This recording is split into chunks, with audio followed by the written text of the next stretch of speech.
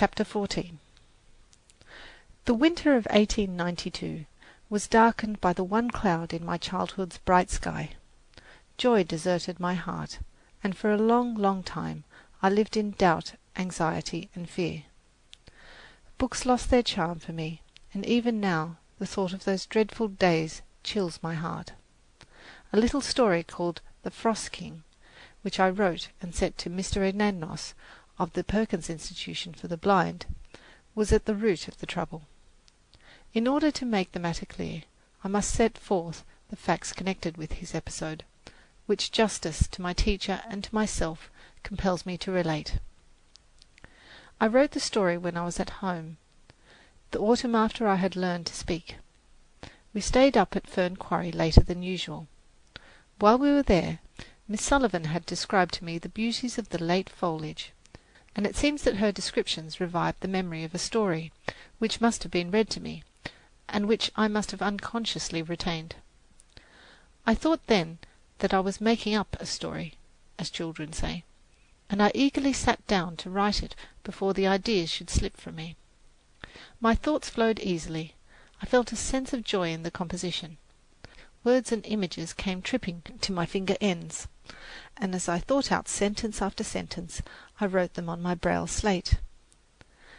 Now, if words and images come to me without effort, it is a pretty sure sign that they are not the offspring of my own mind, but stray waifs that I regretfully dismiss. At that time I eagerly absorbed everything I read, without a thought of authorship, and even now I cannot be quite sure of the boundary line between my ideas and those I find in books. I suppose that is because so many of my impressions come to me through the medium of others' eyes and ears. When the story was finished, I read it to my teacher, and I recall now vividly the pleasure I felt in the more beautiful passages, and my annoyance at being interrupted to have the pronunciation of a word corrected. At dinner it was read to the assembled family, who were surprised that I could write so well. Someone asked me if I had read it in a book. This question surprised me very much, for I had not the faintest recollection of having it read to me.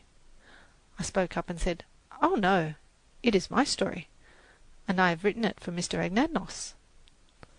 Accordingly, I copied the story and sent it to him for his birthday. It was suggested that I should change the title from Autumn Leaves to The Frost King, which I did. I carried the little story to the post office myself, feeling as if I were walking on air. I little dreamed how cruelly I should pay for that birthday gift. Mr. Anagnos was delighted with The Frost King and published it in one of the Perkins Institution reports. This was the pinnacle of my happiness, from which I was in a little while dashed to earth.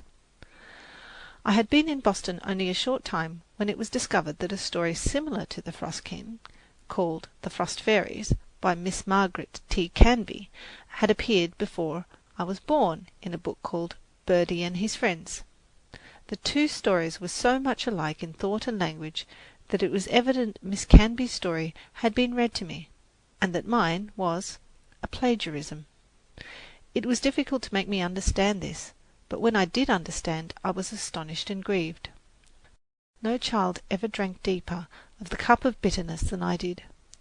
I had disgraced myself. I had brought suspicion upon those I loved best. And yet, how could it have possibly happened? I racked my brain until I was weary to recall anything about the frost that I had read before I wrote The Frost King. But I could remember nothing except the common reference to Jack Frost, and a poem for children, The Freaks of the Frost, and I knew that I had not used that in my composition. At first, Mr. Anagnos, though deeply troubled, seemed to believe me. He was unusually tender and kind to me, and for a brief space the shadow lifted. To please him, I tried not to be unhappy, and to make myself as pretty as possible for the celebration of Washington's birthday, which took place very soon after I received the sad news. I was to be in Ceres in a kind of masque given by the blind girls. How well I remember the graceful draperies that enfolded me, the bright autumn leaves that wreathed my head, and the fruit and grain at my feet and in my hands. And beneath all the gaiety of the masque, the oppressive sense of the coming ill that made my heart heavy. The night before the celebration, one of the teachers of the institution had asked me a question connected with the Frost King, and I was telling her that Miss Sullivan had talked to me about Jack Frost and his wonderful works. Something I said made her think she detected in my words a confession that I did remember Miss Canby's story of the Frost Fairies, and she laid her conclusions before Mr. Anagnos, although I had told her most emphatically that she was mistaken. Mr. Anagnos, who loved me tenderly, thinking that he had been deceived, turned a deaf ear to the pleadings of love and innocence. He believed, or at least suspected, that Miss Sullivan and I had deliberately stolen the bright thoughts of another and imposed them on him to win his admiration. I was brought before a court of investigation composed of the teachers and officers of the institution, and Miss Sullivan was asked to leave me. Then I was questioned and cross-questioned with what seemed to me a determination on the part of my judges to force me to acknowledge that I remembered having had the Frost Fairies read to me. I felt in every question the doubt and suspicion that was in their minds, and I felt too that a loved friend was looking at me reproachfully, although I could not have put all this into words.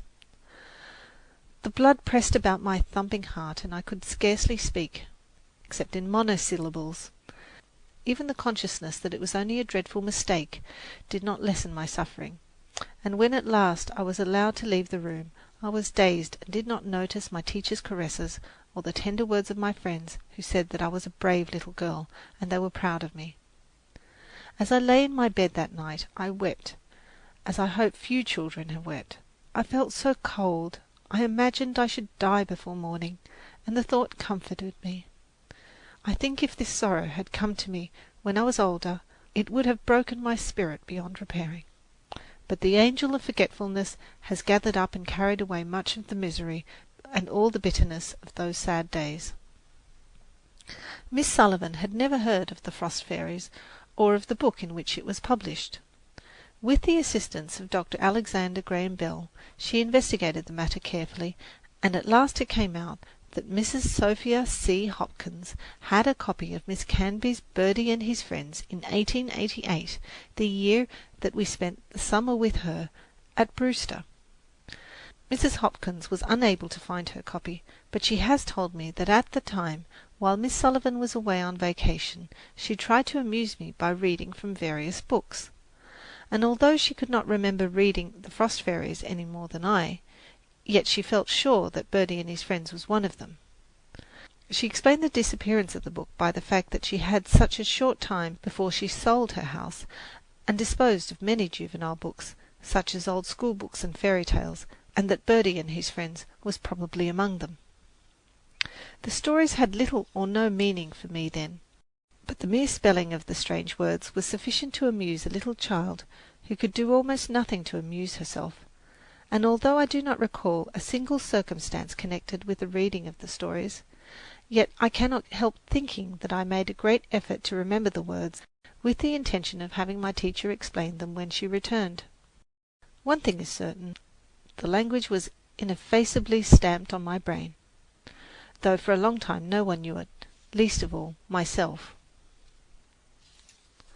When Miss Sullivan came back, I did not speak to her about the Frost Fairies, probably because she began at once to read Little Lord Fauntleroy, which filled my mind to the exclusion of everything else.